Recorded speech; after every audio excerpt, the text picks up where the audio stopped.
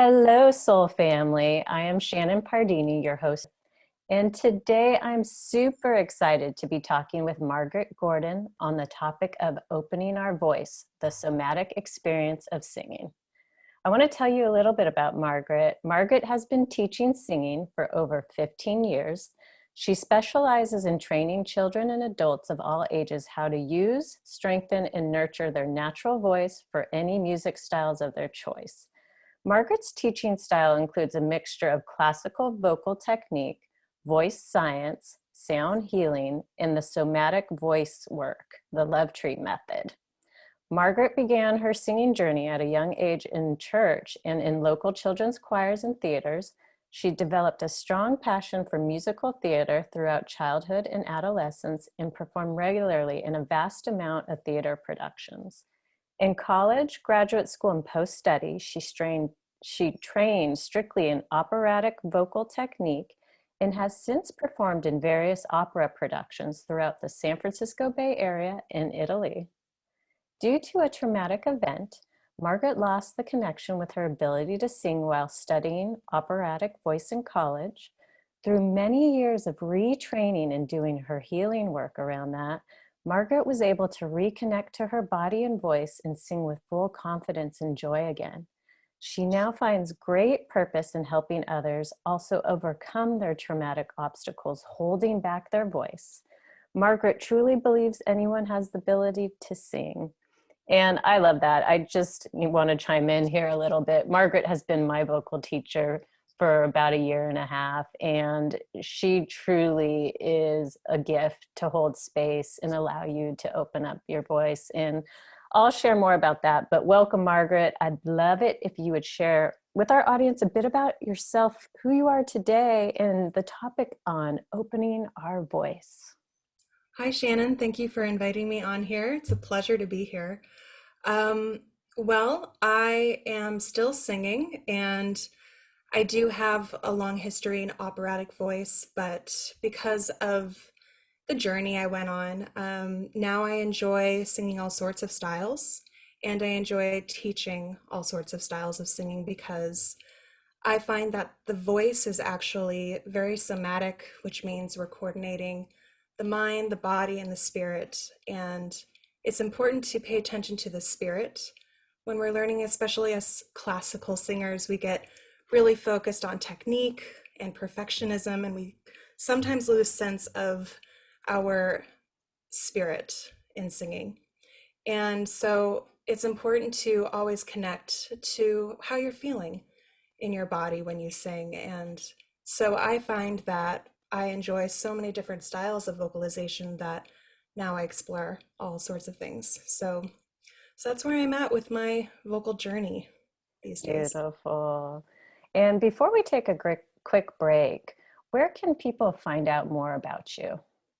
Well, I do have a website called magsvoice.com, and that's MAGS voice.com. My studio name is The Nurtured Voice, and I recently just moved to San Diego, so I have a brand new website to show that. I'm also on Instagram under The Nurtured Voice, so you can also find me there. Beautiful. So today we're talking with Margaret Gordon, and I am excited to deep dive in this conversation with opening up our voice. Margaret, where would you love to just start our conversation from? Because I know you have a lot of information you want to share with our audience. Well, since our topic is opening the voice, I want to talk about, well, what does that mean? What is that? And and also how to do that. So to start, opening the voice really means for me releasing, just releasing and connecting to our natural vocal body. And that has to do with coordinating, again, the somatic coordination of body, mind, and spirit. So one way of doing this is connecting with your body first, your mind first, or your spirit or emotional body first. So with the body, that's pretty easy to start with because that's our instrument. So I can talk a little bit about those three things if you like. What do you think, Shannon? I think let's do it. I've Okay. been through the process with you and I love hearing your detailed version of it. So share Okay. with us.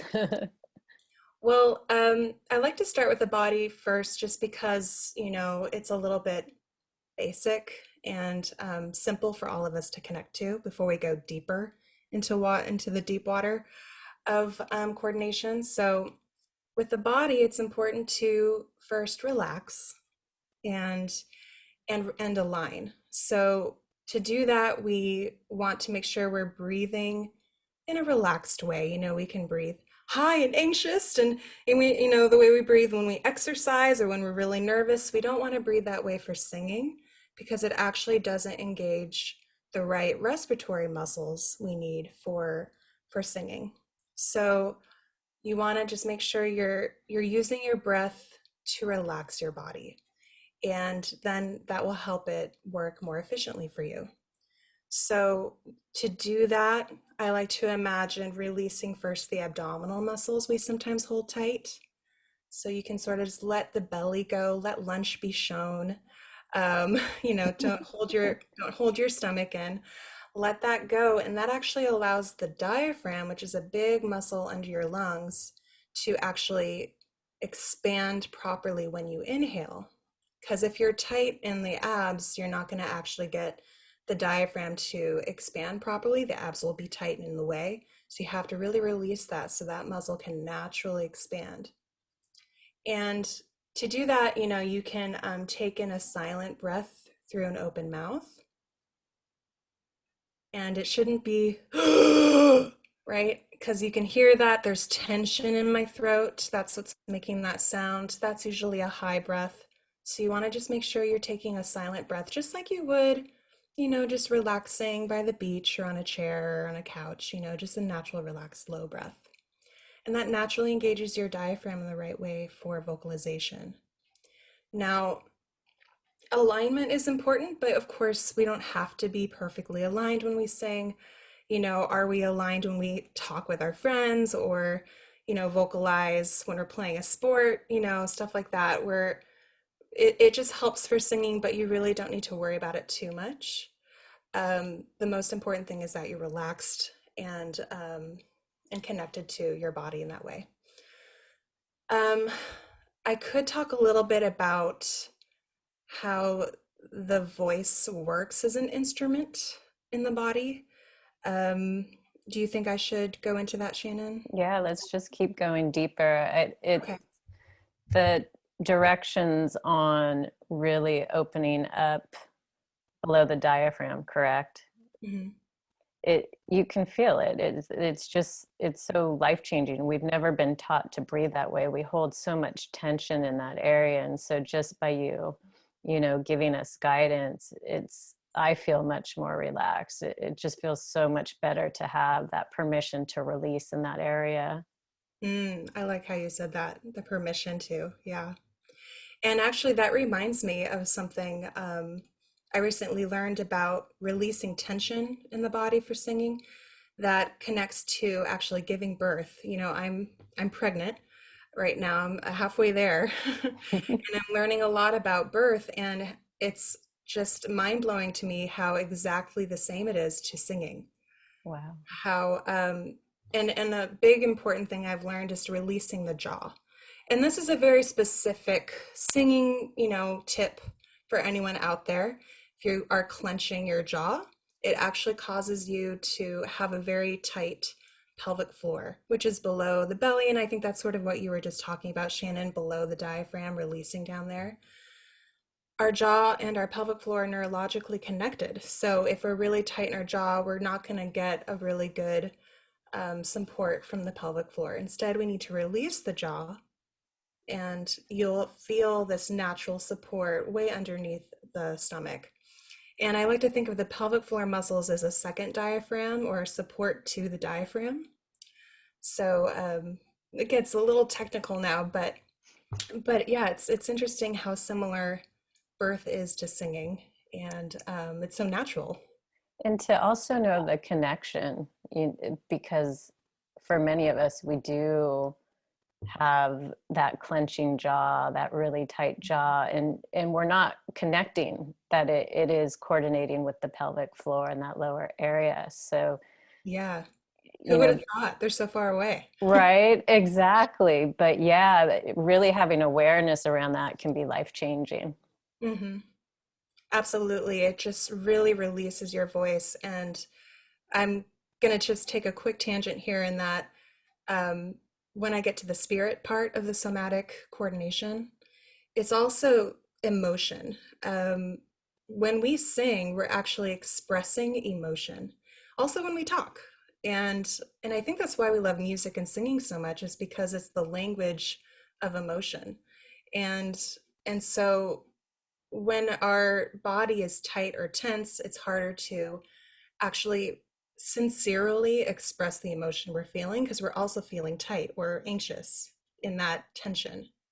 So then we get kind of a squeezed sound or not a really genuine, pure sound. So it's good to really just let your body feel what it's feeling when you vocalize. And I'll talk a little bit about later when I go into the spirit part, but yeah, it's all connected.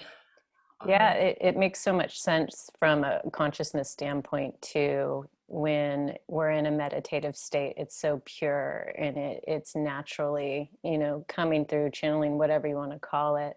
But when you have those discordant frequencies, hitting you, then you have all these different mind thoughts that aren't letting you really plug in. And it's very much the same with allowing the voice to come through, is bringing in that purity. mhm. And it's so natural too. We're built naturally to sing and vocalize, and to let that be connected to our genuine feelings in that moment. So, and what's interesting about talking about the body again, the body actually works naturally, efficiently when we are emoting. So, for example, if I'm going to go back to playing a sport example, if I'm on the field playing soccer and I'm like, "Hey, pass it to me!" I'm yelling and it's excited and it's maybe the emotion that I'm feeling in that moment is determination or urgency. My voice, you're going to hear that in my voice. You're going to hear that emotion. You're going to connect to it as someone who is nearby. You're going to might even empathize with it. And what's happening in my body is my diaphragm is naturally engaging the way I need. My spine is probably naturally aligning in that moment to vocalize what I'm feeling. So, it's really cool when you actually you can take either journey. Start with the body, you can start with the mind, you can start with spirit. If you start with spirit and the emotion and just start with what are you feeling when you're learning about how to sing, you might find your body naturally doing what it needs to do without having learning technique yet. Of course, we need to learn all three, but it's fun to start with either or. Um, so anyway, You so Well, it's yeah. beautiful, the awareness, you attuning us to three key Mhm. situations to really look at the awareness of opening up our voice and singing. It just allows that much more control in the process, and not control in a negative way, but it really gives us the tools of how to just open up to it and allow it to flow. Yeah, and depending on how you're feeling in that moment, when you do explore practicing or just vocalizing, you can pick anything to focus on and it'll help you. Um, so with the body, I talked about breathing.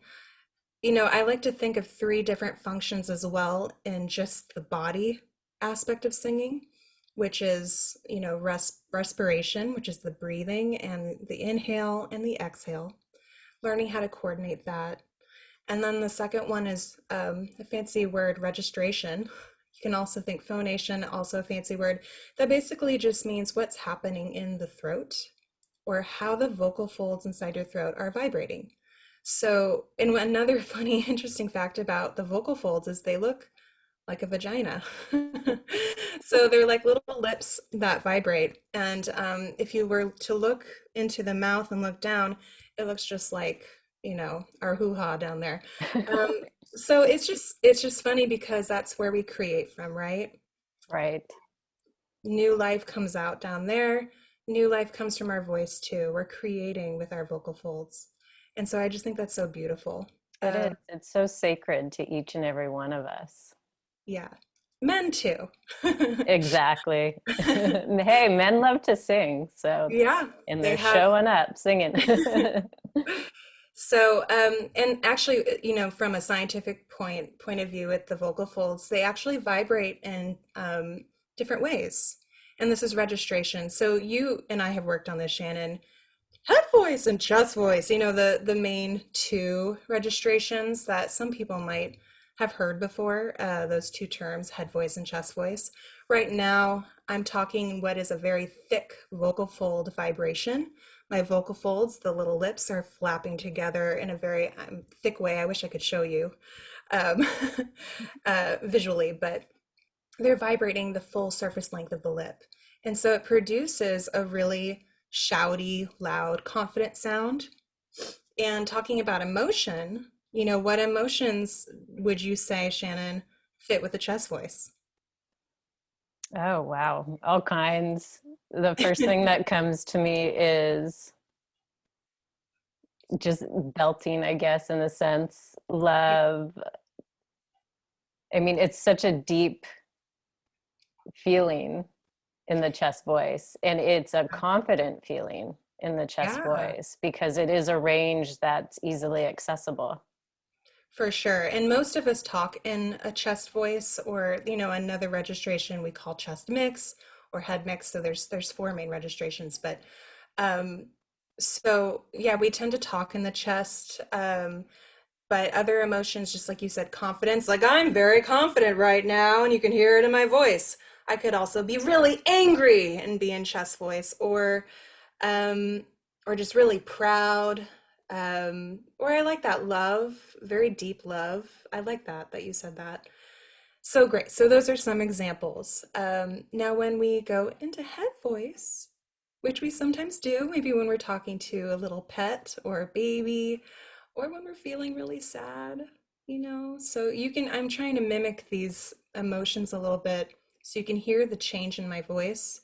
And what's happening when I go into head voice is the vocal folds are getting really thin, which means they're only vibrating at the tip of the surface of the lips. So you get a lighter sound, a gentler sound. Other emotions in head voice might be peaceful, you know, um, love also, right? I guess love could be in any voice. Um, what else do you think? Very angelic. It's almost when I'm singing in head voice, there is a lot of just surrendering, right? It's Mhm. especially when you're learning, it's one of those things where you're letting go of the breath and then you just let it soar. And it is Mm. just that angelic sound to me because it's coming through kind of the pineal area and shooting Yeah, outwards. and that's right. And it does resonate higher, and the pitch goes up too. Usually, it doesn't have to. There is overlap in chest and head voice, but yeah, the head voice tends to vibrate higher, and that actually goes into a little bit of sound physics, which I don't need to go to right now. But the vocal folds are basically vibrating faster because there's less surface length, so they hit each other more frequently, which is a higher frequency, so a higher pitch. So usually that's why head voice is higher up in pitch. But like you said, it also feels really off the body a little bit. And that's because we're using less muscles in our throat to make the vocal folds vibrate in that way. So it feels just really free. And men and women both have it. We all have the same registrations, and there's just a different range. Men typically have, and some women, of course, too, have a lower range, so they have more chest voice and less head voice range. Whereas for me, my voice lies higher, so I have more head voice range and less chest voice range, but I still have aspect to all of them. So yeah, I'm trying to keep it basic. That's basically registration. And if you ever feel like your voice is cracking when you sing or talk, that's just basically um, sort of an imbalance in how to switch through those two different voices. It's really normal. Everyone's experienced it before. You can learn to smooth out the transition between these two voices with a teacher or through practice. But if you are struggling with that, it's normal, and it can be fixed. So that also leads me to the third function of the whole body section of singing, and that is resonance. And I like to use 3 R's for the body, which is again respiration, registration, which we just talked about, and resonance. Resonance is basically how the sound travels through a space of air before it's heard. So it can be either amplified in this space of air or it can be dampened. And what's really cool about our body is we have 7 resonators in our body. And they kind of all tie in to the registration and the respiration. So our biggest, deepest resonator is the chest cavity. So when we're in chest voice, that's why we call it chest voice. It's resonating in our chest. So you can even put your hand on your chest and feel that vibrate. You'll actually feel the vibration against your hand if you speak in a very deep, confident voice. 2 resonators that we don't usually like to sing through, but you can still vocalize in, is the trachea, which is your windpipe. The sound can actually reverberate in there, as well as your larynx. And the larynx is actually inside your throat where the vocal folds are. So if you're vibrating sound in there, it might get a little tight. So that's usually if you feel a squeezed or tight sound, you're probably not resonating freely. So you don't want it to resonate in there, but I'm getting too detailed. So the other space, I think I've said 3 so far. The 4th one is the pharynx, which is a fancy word for the throat. The open space of the throat. Sound can actually resonate in there. It's actually part of the vocal tract, which is where we focus on for singing. And then the upper part of the vocal tract is the oral cavity, which is your mouth. And that's probably the most common place where everyone thinks their voice comes through. But as I said, there's 7 resonators. It's not just the mouth. Right above the mouth is the nasal cavity. So you can hear I'm really nasal right now. I'm kind of forcing into the nose and making it trapped in there, but that's one place where we resonate. And then the last resonator is the sinuses. So that's, up in the forehead, behind the eyes. That's where you'll feel those higher frequencies, that high head voice sound. So yeah, that's basically how, when you're learning how to sing or when you're practicing vocalization, you can play with where you resonate. You can let it be in your chest. You can think in your nose. You can think in the sinuses. You can really play around, and just sort of get to know your voice. And all of those places are beautiful parts of how you vocalize. I like to think of the voice as colorful, and they're all just different colors of your voice. So they're all part of who you are and who you can identify with. It's such a fun, like, really exploring your voice opens up to so many areas of your life. And to know that we have these 7, you call them resonance? Resonators, which is like a Resonators. space of air, yeah. Yeah. Cavity of air. Diving deep into each one and playing around with that with your body, it really does play into your everyday life. Each one kind of fine tunes to specific areas, I feel like. Mm-hmm. And I know that's not connecting the dots or might not be making sense, but for me, when I was exploring the voice and getting to really tap into the head voice, and when it really connected for me, when the sound was coming through, there was just a mass amount of confidence coming through. It was like this deep connection where I could have better conversations with people when I got to a group, to have a social experience. If I did some of these beforehand, I just felt like my whole body was open. So you're saying if you sort of warmed up a little bit beforehand. Yeah, because there are times where I'll be practicing my vocals in my car before I Mhm. go meet up with my family or go have dinner with my friends, or even if I'm going to sing with my band and so forth. But Mhm. what I do know is it just starts opening up the different neural pathways and areas of it'll open up confidence, it'll open up, like you Ah, said, it'll bring in more of a colorful experience. It just like each area that you practice on really connects you in so many different ways with your daily experience.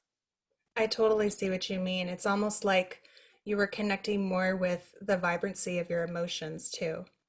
And yeah, you weren't just sort of like in one state of mind Correct. because you vocalized in a place, how often do we go up here? Like never, Right. unless we're singing. But when you go up there, yeah, I can really see that releasing emotions you hadn't really tapped into in a while and releasing tension in your body too and your mind. So I can definitely see that centering yourself. I also like to think of the head voice and chest voice as a way to keep balance within ourselves. So, one thing that I struggled with when I was studying opera is it's a very head dominant way of vocalizing. And I found that I was losing my chest voice a little bit. It wasn't, and whenever I would go lower into my range, it would get kind of like this a little bit. It would get what's called vocal fry when you hear like a little old lady sound. And I was losing actually the muscular strength in the muscles in my larynx that produce chest voice, but I was also losing the neurological connection to it. I was like, how do I do this again? And I think too with that I was losing confidence. I was getting very insecure in my singing, and it had a little bit to do with the trauma that I was going through at the time, but it was also because I just wasn't singing in chest voice. And so when I learned to sing different vocal styles that allow more chest voice, and also opera does too. I think it was the teaching I was having at the time, but wow, my voice just blossomed and it just felt so much more coordinated. And me as an emotional person too, I was feeling more centered with myself and definitely more connected with all the different emotions that I feel during the day. So I relate to that. Yeah, it's amazing how healing the voice is. You know, if someone is struggling or really wants to connect back with who they are, I do suggest take vocal lessons, you know, take some singing lessons, even if it's just a few of them. It really opens up a whole new experience of you tuning into you. It's amazing. So many people think only some people can sing. Even adults that come into my studio, they've been told their whole life by their family or friends, "You have a terrible voice. Don't even try." And it just breaks my heart because it's just so not true. They might not just be using it correctly, or they just have mean people in their life. I don't know, but it's pretty amazing how quickly someone's voice gets free just after a couple of lessons where they just learn how it works. Just learning how the body makes sound is just so life-changing. And even for myself, I grew up singing the whole time. I didn't really know how the instrument worked when I was an opera singer in college. I'd had lessons, but I never really, I was just such a natural singer that I just didn't really understand how it was working. It didn't really interest me at the time. But then when I lost my ability to sing, boy, did I need to figure that out. And that's how I got my confidence back. So I think, everyone's at a different place of their journey. And if you are someone that has been told you can't sing, it's just not true. You really can. We're all built to. If you can talk, you can sing. And you can change how your voice exits through your instrument. Like I had one guy tell me, "Oh, well, I have a really really nasal voice when I sing, so no one wants to hear me." I'm like, "Have you thought about not singing nasal?" And he was like, "Oh." Simple things like that, you really can change how your voice sounds if you want it to. Which actually brings me to the next section of somatic singing, which is the mind. Is that okay if we tangent into that? Yeah, oh yeah, let's dive. So, what's funny about the mind is it's kind of like the middleman. You know, you have your soul or your spirit or your emotions, whichever you like to call it, are, you know, wanting to be expressed. That goes through the mind. The mind's like, all right, let's do it. Do, do, do, do, do. And it sends all those signals, you know, through the neural pathways to the body. And the body does it. So if your mind is distracted or not connecting with those emotions, it might not send the right signals to your body, right? And so another thing that's also awkward is when you do learn to sing, you might find that you need to change a little bit about how it sounds. So for example, if I am that nasal talker or singer and I sing too nasal, I'm going to have to learn slowly to identify with a different sound, which can be very strange. For example, I used to talk with vocal fry. Again, that's kind of like when you talk like this. And you might have heard people, you know, talk like that too, Shannon. I know a lot of people in San Francisco do, especially in the tech industry. I get, you know, and I actually think it's because it's not, you know, in the tech world, for example, we're not really allowing ourselves to be sincere. We're Right. trying to, you know, be confident, show it, you know, we put on a mask vocally. And a lot of us try to talk lower and deeper to sound more confident and powerful. But when our voice doesn't just go that low, we end up talking like this.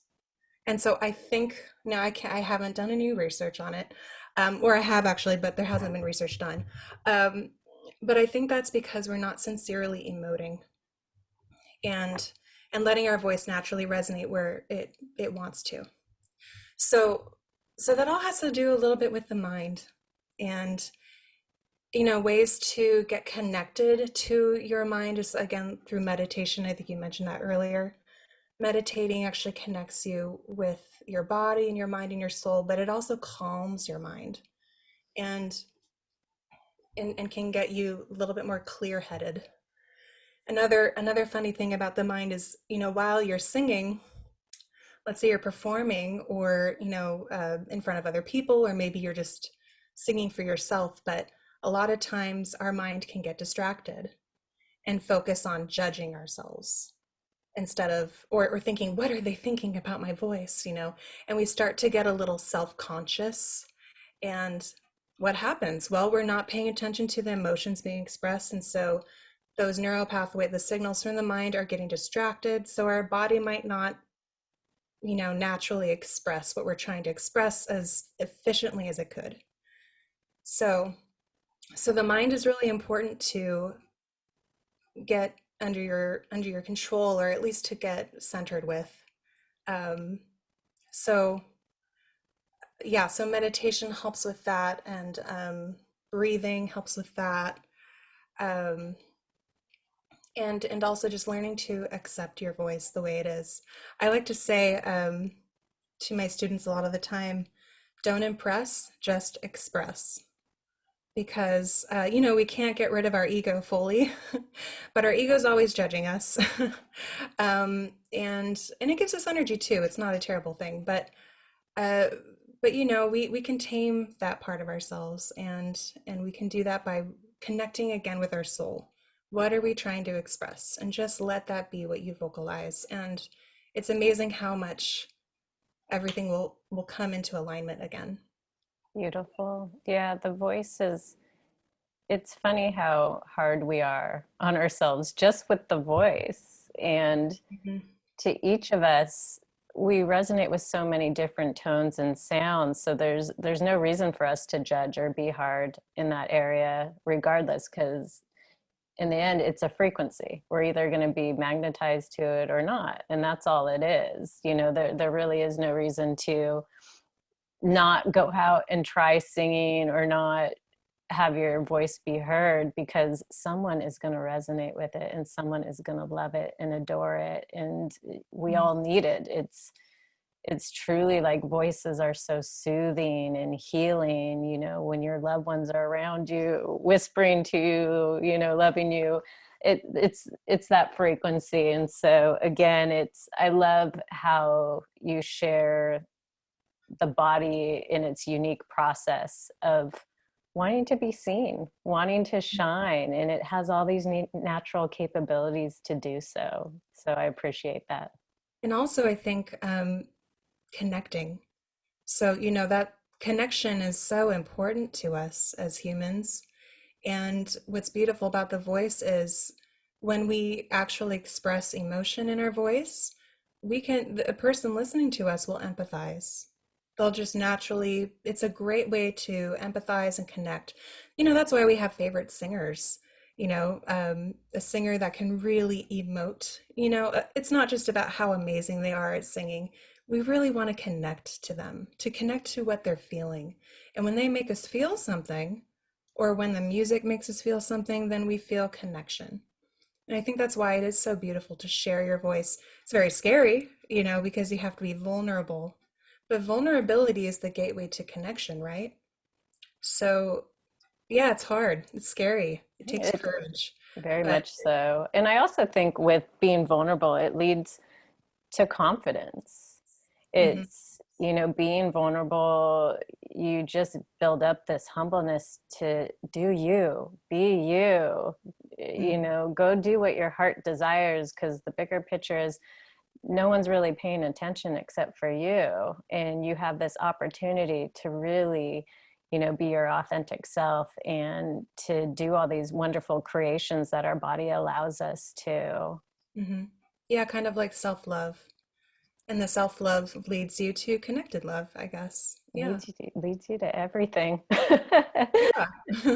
Yeah. Did you want to share? Did we want to go into the tool to help everyone feel Yeah. the process, or is there more that you would like to share through the flow of opening up voice? Well, we talked about the body and the mind, and I think it was just sort of impossible to keep the spirit out of either. So I feel like we also spoke about the spirit aspect of somatic singing, which is expressing emotion and just connecting to that deeper soul part of you, which is where, it all comes from, right? All that expression that creation that you want to create. Um, so it has to all happen at the same time. It's kind of like, I had an opera coach once tell me singing is like making jello. I've never made jello, but all the ingredients go in at the same time. And that's the only way to get it to work. And so with singing, it's a jello experience. um, so with that, one way to connect to what I'm talking about is, you can take voice lessons, you can experiment on your own, you can do all sorts of things. But a really great thing you can do anytime, anywhere, depending on how you feel, is improvisation. And there's lots of different types of vocal improvisation out there. There's jazz improvisation.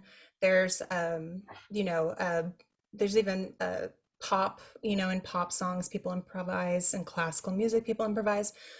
A great way I like to recommend improvisation is through like a sound healing type of improvisation. And it's just so fun because there are no rules and you can make any sound you want. It doesn't have to sound like singing. It can. It can sound like singing. It's up to you. And it's usually helpful to have, something like a singing bowl to sing on top of. So a singing bowl basically just creates what's called a drone, ooh, just one pitch that's very deep, very resonant, and it makes it kind of easier for you to sort of connect to that tone and release your voice and explore, have fun. So it's usually fun to do with a group of people in a circle, in a singing circle, that's what they're called. But you can also do it by yourself. And if you don't have a singing bowl, you can sing with your vacuum cleaner or your hair dryer or the car engine, anything that makes, kind of a loud, full noise. You can sing with, those, appliances aren't always the loveliest, but you can also pick another instrument. You can just strum your guitar or play a note on the piano. Um, but it's nice to have just something making a noise to sing on top of. So I was going to give an example of this. Is this a good time? This is a perfect time. Okay. All right, so we're gonna hope it doesn't get too loud. I'll let you know. So this is my singing bowl, and I think the pitch it resonates at is an E flat, last time I checked, for any music nerds out there. But it doesn't matter what pitch it's at. It just needs to resonate deeply and let you feel comfortable.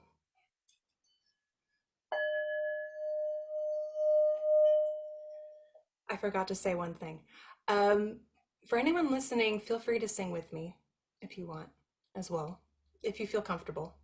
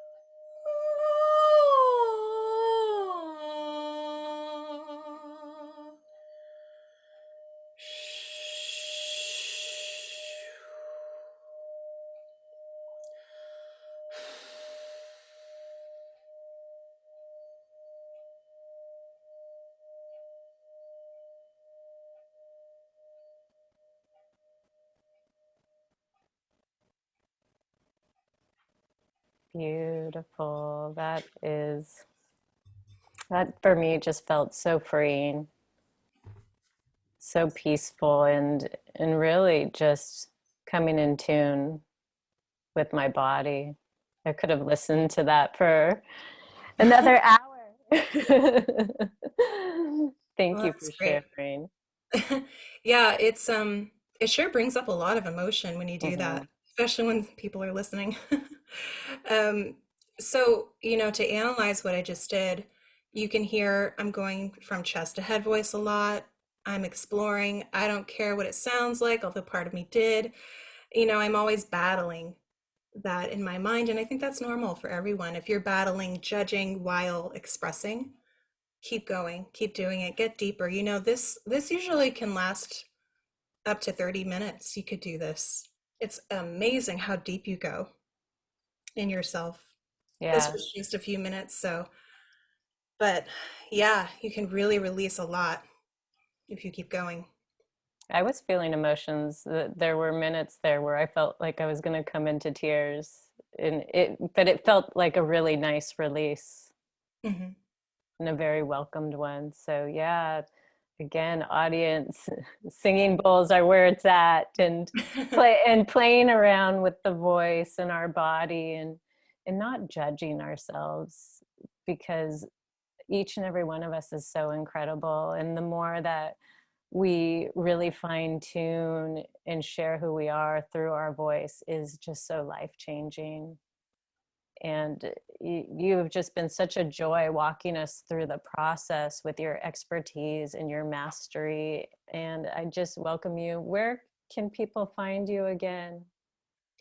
Oh, they can find me online at www.magsvoice.com. That's MAGS voice.com.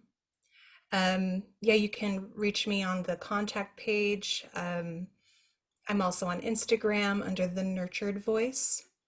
That's my new Instagram uh, profile. So, yeah. Yeah, Margaret's a joy to work with vocal lessons. I just have so much fun with her, and I look forward to doing more and more lessons throughout the years. And you know, congratulations on your pregnancy, and moving through all the emotions with that, with vocal singing and so forth. It's that's got to be a beautiful area to fully explore, to being Yeah, pregnant it's a in the new journey voice. for Exactly. sure. Do you have anything else you want to share with the audience before I start closing up? Any last words? I love how you just went into your head voice there. You Did I pick it up? usually are in your chest voice, but it went into this sweet place. Oh, Not to make you self-conscious, but I hope people heard that too. Um, it sounds like Shannon is very encouraging of you listeners, and so she went into her head voice for a second.